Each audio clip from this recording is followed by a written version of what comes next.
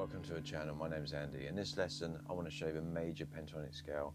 It's very useful for playing in pop, rock, blues stuff. The major pentatonic scale is the relative major of minor pentatonic scale. So if you know your E minor pentatonic scale, which is normally our first scale we learn on the guitar, you already know the major pentatonic scale of the key of G, and we just resolve it. Instead of playing to the open strings every time, the second note we've played, the third fret on the E string, we can play that here, we can play it on the third fret on the E string on top, and it's also the open G string here. That's our root note of the major pentatonic scale. So you already know it because you've played the E minor pentatonic scale, but now the second note we've played in that scale is the G. That's our root note of the G major pentatonic scale. We have resolve it to there, it becomes G major. The more common position is to play it here. When you play these scales, always think where your finger's going. There's no open strings in this scale now, it's major pentatonic, all fretted notes, but second position, meaning first finger plays second fret, second finger plays third fret, third finger plays fourth fret, a little finger plays fifth fret. We can go second finger, little finger, first finger, little finger, first finger, little finger, first finger, third finger, middle finger, little finger, resolve it to our middle finger there. We can also go up to our high string there, little finger on the top, but resolve it back to this third fret every time. There's the other G, that's an octave of G on the D string at the fifth fret, and that one there, where we started, which is also in the E minor pentatonic scale, second note we played. Keep it this fingers for practicing the technique to learn the shape. If you're playing a solo with it, you might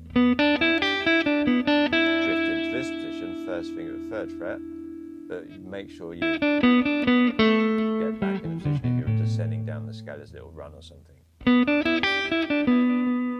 If in a solo situation using that scale, you can always revert back to our E minor pentatonic shape, but make sure you resolve it. Know where your G's are. You can G here on the third fret, the open G string, G here. Shapes together, you can stay solely in one or the other.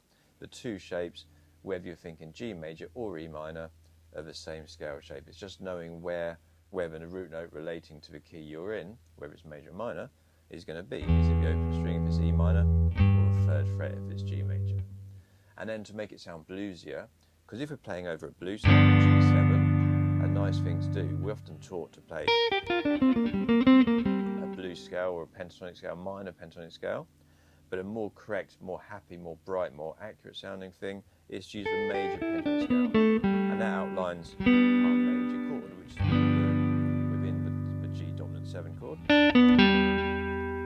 But if we only outline that chord, it doesn't sound very bluesy. It sounds right, it sounds accurate, but it doesn't sound bluesy. So we can add the third fret on the G string, so it adds the minor third, and we can go between the minor and the major third. It sounds really nice and accurate. And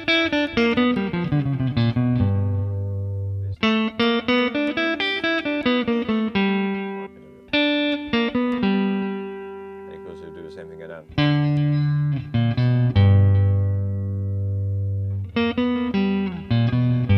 It's really cool. So experiment a bit, play around a bit, but get the scale shapes under your fingers. That's the most important thing. They're very simple concepts, these kind of scales. By adding the bluesier notes, they get a lot more interesting, and we can apply them in lots of different situations, over different chords, different solo situations. So have fun, give me a like, give me a subscribe, and I'll see you again soon.